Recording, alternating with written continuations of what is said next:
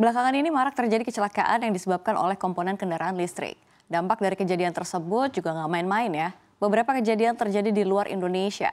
Namun pemerintah yang tengah gempar memperkenalkan kendaraan listrik harus berhati-hati ya. Jangan sampai hal ini bisa berakibat pada menurunnya minat masyarakat untuk beralih ke kendaraan listrik.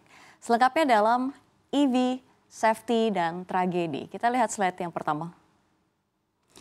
Ya, kebakaran besar melanda sebuah pabrik baterai litium di Korea Selatan minggu lalu. Akibatnya dua orang tewas termasuk warga negara asing, yakni 18 orang warga China, satu dari Laos dan satu lagi belum diketahui kewarganegaraannya. Diketahui lebih dari 100 orang sedang bekerja di sebuah pabrik baterai litium di Korea Selatan. Kemudian terdengar ledakan dari lantai 2, tempat baterai litium sedang diperiksa dan dikemas. Cho Sun Ho, Kepala Pemadam Kebakaran Yonggi, mengatakan investigasi awal menunjukkan bahwa api menyebar dalam hitungan detik dan asap beracun dengan cepat membanjiri pekerja di daerah tersebut. Dikatakan bahwa hal itu terjadi karena kebakaran api litium, maka upaya para petugas untuk memadamkannya tidak akan berhasil. Lalu berikutnya ada masalah apa lagi nih yang berkaitan dengan kendaraan listrik ya. Beberapa hari belakangan ini, kita lihat slide berikutnya. Beberapa belakangan ini beredar video yang memperlihatkan seorang pria terbakar di lift setelah baterai kendaraan listrik yang dibawanya meledak. Video itu antara lain diunggah oleh Ketua MPR Bambang Susatyo. Jadi dalam video yang viral itu memperlihatkan ya seorang pria yang menenteng baterai kendaraan listrik memasuki lift. Setelah pintu tertutup dalam hitungan detik baterai itu di tangan pria meledak dan kebakaran hebat tak terhindarkan. Saat kejadian pria itu hanya sendirian di lift. Ditampilkan juga ya kita lihat situasi di luar lift yang memperlihatkan kepanikan seorang pria yang melihat asap yang keluar dari celah lift. Kemudian muncul beberapa petugas sambil membawa tabung-tabung alat pemadam kebakaran ringan.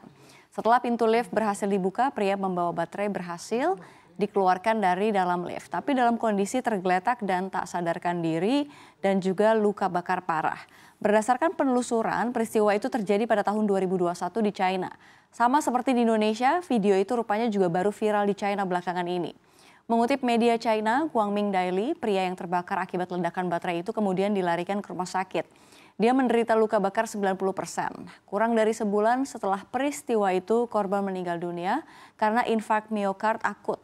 Disebutkan juga baterai yang meledak itu merupakan baterai sepeda listrik. Berdasarkan penyelidikan Dinas Pemadam Kebakaran, kebakaran tersebut ini disebabkan oleh thermal runaway dari baterai litium sepeda listrik. Thermal runaway adalah kondisi baterai litium menjadi terlalu panas. Ini menyebabkan reaksi kimia yang menghasilkan panas lebih banyak yang kemudian dapat memicu kebakaran atau ledakan. Berikutnya, apalagi kejadiannya kita lihat, belum lama ini juga di Korea Selatan heboh mobil listrik Mercedes-Benz EQE. Ini tiba-tiba terbakar dan merembet ke 140 mobil lainnya di parkiran basement. Buntut peristiwa itu pemerintah kota Seoul, Korea Selatan ini melarang mobil listrik yang baterainya 100% diparkir di basement. Ibu kota negara tersebut telah mengumumkan rencana untuk melarang mobil listrik dengan baterai lebih dari 90% memasuki tempat parkir di bawah tanah. Mereka juga akan membatasi SPKLU untuk mengisi daya kendaraan listrik hanya sampai 80%. Dikutip di Korea Herald, pemerintah kota akan mengubah pedoman aturan pengelolaan apartemen pada akhir September. Ini termasuk klausul baru yang merekomendasikan batas pengisian kendaraan listrik maksimum sebesar 90% atau kurang di tempat parkir bawah tanah. Dan menurut Kepala Kantor Pusat Iklim dan Lingkungan Seoul, Yo Jang-won, ini klausul itu memang nggak wajib, tapi apartemen yang tidak mematuhinya dapat dikecualikan dari program insentif ya. Pemerintah mengusulkan agar pemilik mobil listrik secara manual menetapkan batas pengisian daya mobilnya hanya sampai 90%.